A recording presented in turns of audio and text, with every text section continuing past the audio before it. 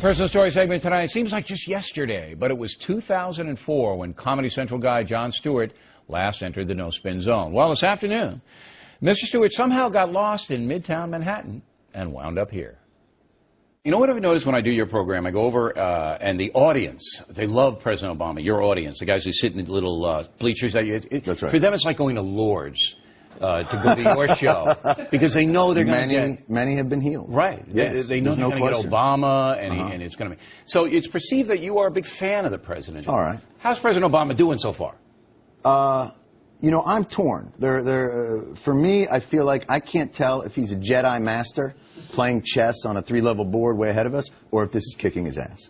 So you really don't know? For one thing, those types of broad... analysis, you know, how's he doing?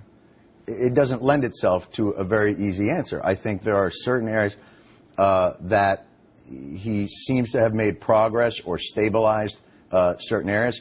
I'm appreciative of the fact that he has tried to re-engage the regulatory mechanism of the government. Wow, the regulatory mechanism. That's way over my head. The mechanism. What is that? And you're 6'5". Yeah, and I have no idea what you just said. That's said. like I was throwing to Marcus Colston. I mean, that was like jumping out there.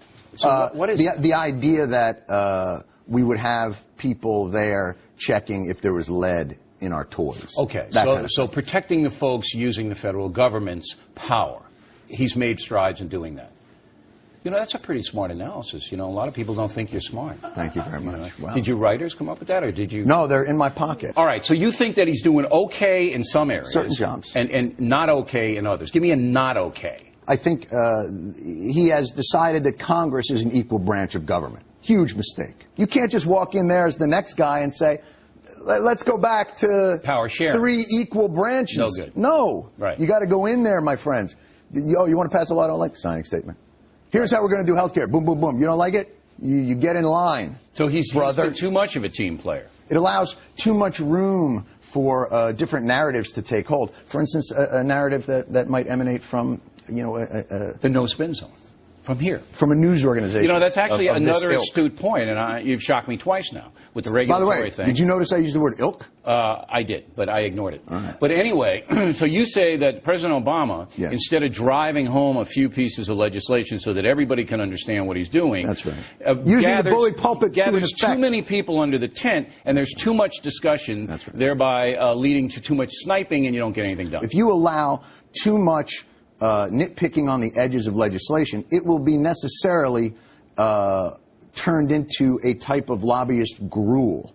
Lobbyist gruel? Lobbyist gruel. Right. That's the porridge that the lobbyists would eat. Excellent. Without making a strong case to the public, you have no leverage because the real power takes place. Let me distill this so either I can understand it. Can we get the table? Can we get the table, what I'm doing? You see what I'm doing here? Yeah, I see it. That's what's going on here. Okay. It's very impressive. Now I'm a spider. You want some crayons? We can do that. Okay. What about these evil Republicans blocking everything he does? They don't, you know, those Republicans, they don't want anything. Right. They want nothing. Why do we put up with these people? Well, I would think you put up with them because this allows you to consolidate your power. My power, personally, you mean? And the Fox organization, which is... You think it's just Republicans? Yeah, no, the shadow government. You know how all this works, right? No, I really don't. But let me get a chalkboard. Don't get into Fox News. Can I get a chalkboard? Yeah, but do you believe that the Republicans are blocking this just because they want to embarrass Obama and get him out of there? I don't know what their motivation is, but it seems pretty clear that they would prefer not to do anything unless it's the thing they would like to do. But the president won't give the GOP anything. He's nothing in there. I disagree with that. What did they get? What did the president give them? Well, when he had, I don't know if you saw, there was a press conference that he did with the Republicans. Yes, I saw. And he was talking about tax credits. Tax credits are business. Then he was talking about tort reform, and he said, look, I would like to put tort reform on the table, but even the CBO says it's only about $5 billion a year, maybe not 2 percentage points off of what medical costs are, but I'm happy to talk about it. Why? So, just put it in. Just as you said, he's talking about it too much. Just put it in. He hasn't put anything in. That's why the Republicans don't like it. They should give us something. That's not why the Republicans don't like it. He has given them many different angles. For instance, even in the stimulus plan, a full third of that was tax cuts, which you would think, it was like at the State of the Union when he said, and we cut taxes for 95% of middle-class Americans. And everybody clapped, and the Republicans just sat there like this. Tax cuts, that sounds vaguely familiar. Washington Post, Howard Kurtz says that you're now being too tough.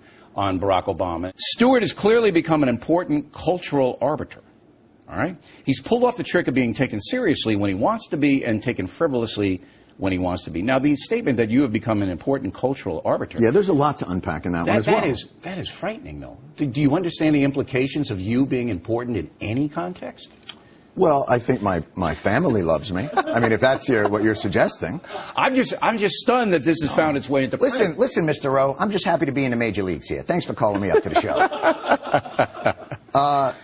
Listen, I don't take any of that stuff seriously. When you deliver your stuff, are you cognizant of the fact that your audience are primarily stone slackers who love Obama? And when you criticize Obama, all right, you may be turning on them. We don't think about who is receiving it. We think about how it feels to us. All right, so we if have it's an funny internal to you, barometer. you're going to do it. That's right. Okay. Or if it feels like a valid piece of absurdity to put out there, we vet things internally. I can't, whatever you say, someone's not going to like. Okay. All right, coming next, Stewart has been kind of tough on Fox News, and we will confront him with that. And then Dennis Miller has been listening to the chat. He'll have some comments about the Stewart interview up ahead.